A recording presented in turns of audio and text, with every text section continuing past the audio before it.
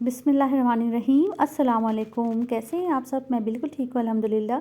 और अल्लाह से दुआ करती हूँ कि आप सब भी खैरियत से होंगे जहाँ भी होंगे। तो मैं सबसे पहले आप सबका थैंक्स करना चाहती हूँ कि आप लोगों ने मेरे फ़र्स्ट व्लॉग को काफ़ी पसंद किया और इंशाल्लाह आगे भी आपको अच्छे अच्छे व्लॉग्स देखने मिलेंगे मेरी डेली रूटीन से रिलेटेड प्लस होम्योपैथिक मेडिसिन से रिलेटेड, और आप सब इंजॉय करेंगे इंशाल्लाह।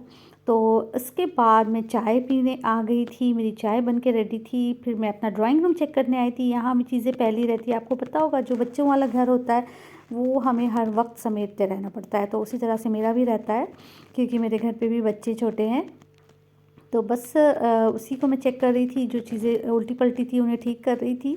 और उसके बाद यहाँ पे बर्तन ढेर सारे वॉश हो चुके हैं, लेकिन इन्हें मैंने नहीं वॉश किया बिकॉज़ आज मेरी हेल्पर अल्हम्दुलिल्लाह आई थी, तो उन्होंने सारे बर्तन वॉश किए हैं, जो कि बहुत रेयरली आती हैं। तो वो सारे बर्तन वॉश करके क्लीनिंग वगैरह करके गई थी। और यहाँ मेरी चाय रेडी हो गई है। अब मैं जा रही हूँ फाइनली अपनी चाय इंजॉय करने इत्मीनान से और अल्लाह का शुक्र अदा करते करते। अब ये देखिए, ये सारे काम करते हुए मुझे बज गए थे 9 सुबह के। और ये टाइम में बरकत बिल्कुल भी नहीं बची है ना। आपको पता है ये चीज़ें मैंने भी नोट किया, बहुत सारे लोग ये चीज़ कहते हैं कि बरकत जो होती थी वक्त में, पहले जो इफ़रात वक्त होता था ना, अब वो चीज़ नहीं होती। जैसे लगता है वक्त की कमी हो रही है, कितना भी हम एडजस्ट करना चाहें सारे काम, लेकिन काम टाइम कम पड़ जाता है, घट जाता है। और ये देखें बाहर का व्यू मेरे बेडरूम वाली विंडो से बहुत अच्छा लगता है। लेकिन आपको पता है ये दीवार थोड़ी ऊंची की गई है सेफ्टी पर्पस से भी और थोड़ा सा पर्दे के हिसाब से भी, बिकॉज़ कभी गर्मी में ये होता है कि ना विंडोज़ ओपन होती है तो सारा सामना पड़ेगा, इस वजह से दीवार ऊंची की गई है। और अभी मेरी चाय चल रही है यहाँ पे। और साथ साथ अब इनका यानी कि मेरे हस्बैंड का टाइम हो चुका था क्लिनिक जाने का, तो वो माशाल्लाह तैयार होके वो जा रहे हैं क्लिनिक अपने, because as you all know, और आप सब जानते होंगे मेरे हस्बैंड भी डॉक्टर हैं माशाल्लाह। तो उनका भी क्लिनिक का टाइमिंग वही सुबह का होता है, 10 से वो अपना क्लिनिक पे सिटिंग होती है उनकी। तो वो बिल्कुल रेडी हो चुके हैं। और यहाँ आप देख सकते हैं कितना खूबसूरत, इसे आई थिंक हेरॉन्स कहते हैं या स्वैन कहते हैं, एग्जैक्टली मैंने शायद हेरॉन्स ही सुना है इसे कहते हैं वैसे। और ये बहुत सारे आते हैं हमारे यहाँ डेली। प्लस यहाँ पे बहुत सारी चीज़ें, आपके बहुत सारे एनिमल्स देखने मिलेंगे मेरे घर के बिल्कुल सामने। यहाँ पे देखिए एक गोट है ये। तो इस तरह से ना क्या होता है कि हम जब ग्रीनरी वगैरह देखते हैं और नेचुरल चीज़ें जो देखते हैं ना, उससे एक एनर्जी फ़ील होती है, जिसके लिए हमें शुक्र अदा करना चाहिए अल्लाह पाक का कि हमें ये सारी चीज़ें नसीब हो रही है देखना। अब यहाँ पे मैं तैयारी कर रही थी आलू की कलौजियाँ बनाने के लिए, जो कि मेरे हस्बैंड की बहुत फेवरेट है। लेकिन आज हस्बैंड के लिए तो बन ही रही है, लेकिन साथ साथ मेरी नंद जो हैं वो आ रही हैं, जो कि यूएस रहती थी, लेकिन वो राइट नाउ अभी वो लखनऊ शिफ्ट हो चुकी हैं। तो वो आज आ रही थी, तो मैं बहुत खुश थी और मेरा दिल चाह रहा था कि मैं क्या क्या बना दूँ उनके लिए। और मेरी एक नंद और हैं, वो भी आ रही थी, वो ओमान रहती थी, लेकिन वो अब यहीं रहती है। तो ये दोनों लोग आज आ रही थी, तो मेरा दिल चाह रहा था कि मैं क्या क्या बना के रख दूँ, लेकिन मैंने ये बनाया था आज अंडे का सालन बनाया था, जो कि इन लोगों को बहुत पसंद है, और आलू की कलौजी जो इन लोगों को वो भी बहुत पसंद है। तो ये देखिए यहाँ पे मैं आलू की कलौजी के लिए ये बैगन छोटे छोटे स्क्वायर में कटते हैं इस तरह से। इसी तरह से आलू की भी जो हम अंदर की जो कहते हैं ना, जो हम अंदर से उसकी खोखलाई निकालते हैं, तो उन्हें भी ऐसे ही बारीक बारीक काटते हैं। इसमें हरी मटर भी पड़ती है और बहुत सारी लाइक स्पाइसेस पड़ते हैं। तो ये देखिए मेथी और मंगरेला जो भुना था मैंने ना, उसे इसको जस्ट मैंने ऐसे ही ग्रेट मोटा मोटा सा कर लिया है।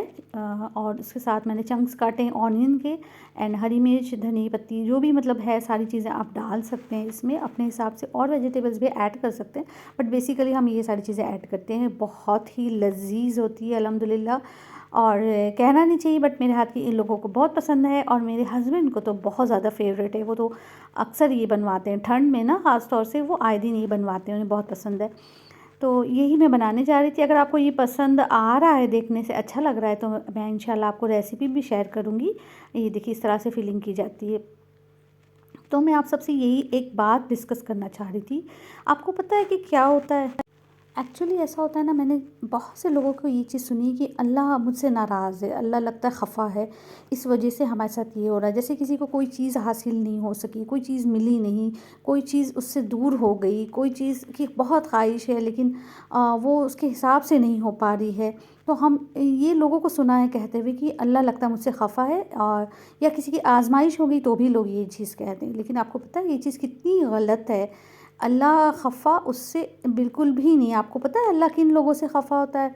अल्लाह उन लोगों से ख़फ़ा होता है आप जो लोग के एट्रीब्यूट्स जो होते हैं ना उस तरह के होते हैं। आप कुरान की तफ़सील जब पढ़ेंगे ना तो आप देखेंगे कि किस के तरह के लोगों से अल्लाह ख़फ़ा होता है। अल्लाह हम सबसे ख़फ़ा नहीं है। जो लोग आज़माए जाते हैं, जिनसे कोई चीज़ छीन गई है, जो किसी को नहीं मिली है, वो सारी आज़माइशें होती हैं, और वो अपने हबीब बंदों से, यानी जो बंदों को पसंद करता है, जो उसके क़रीब होता है ना, उसे अल्लाह ताला आज़माता है।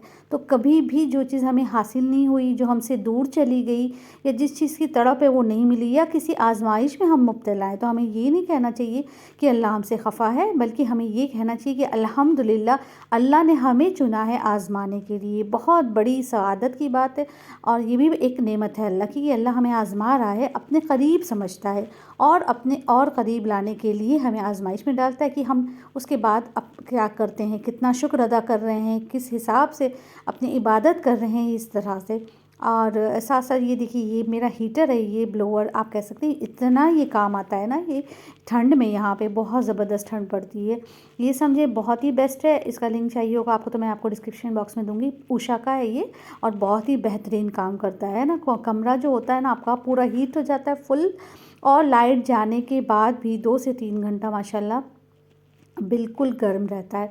और ये मेरी मेड थी जो पोछा लगा रही थी, माशाल्लाह से घर चमक जाता है ना, उनके आने के बाद जो हेल्पर्स आती हैं और वो नहीं आती है ना, तो उस हिसाब से तो मुझसे तो नहीं हो पाता है। बिकॉज़ लाइक मेरा ऑपरेशन भी हुआ है ना, लास्ट मेरा बेटा जो हुआ था छोटा वाला, उसके बाद ऑपरेशन हुआ था, तो उसकी वजह से मुझे बहुत ही मुश्किल होती है वो झुक के पोछा। बट अल्हम्दुलिल्लाह हेल्पर आती है तो बहुत आसानी हो जाती है। देखिए बाहर का व्यू कितना अच्छा लग रहा है, आज सनलाइट बहुत अच्छी चमक रही है। और ये देखिए मस्जिद का मीनार जो है ना, मुझे यहाँ से इतना अच्छा लगता है। मैं तो बहुत देर देर तक यहाँ खड़े होकर बस इसे ऑब्ज़र्व करती हूँ और खूब दुआएं करती हूँ। अल्लाह का शुक्र है कि बिल्कुल घर के सामने ये मस्जिद नज़र आती है, जहाँ से अज़ानें आती हैं, आवाज़ें आती हैं अज़ानों की। इतना अच्छा लगता है, बहुत ही दिल खुश हो जाता है। तो बस मैं यही कहना चाह रही थी कि जब भी कोई आज़माइश होती है या कोई तकलीफ़ होती है, तो हमें ये नहीं सोचना चाहिए कि अल्लाह ताला हमसे ख़फ़ा है, बल्कि ये सोचना चाहिए कि अल्लाह का शुक्र है कि अल्लाह ने हमें चुना है आज़माइश के लिए। तो इस चीज़ का हमेशा शुक्र अदा करना चाहिए। और बस ये छोटा सा एक व्लॉग था। ये देखिए इतनी प्यारी सी चिड़िया यहाँ बैठी हुई, माशाल्लाह बहुत चिड़िया यहाँ आती, कलरफुल सी, मुझे बहुत ज़्यादा पसंद है। सो ये भी अल्लाह की नेमत है। और बस ये छोटा सा एक व्लॉग था, मैं यहाँ पे एंड करना चाहती हूँ। मेरे व्लॉग को लाइक शेयर सब्सक्राइब ज़रूर कर दीजिएगा। मिलते हैं नेक्स्ट व्लॉग में। अल्लाह हाफ़िज़।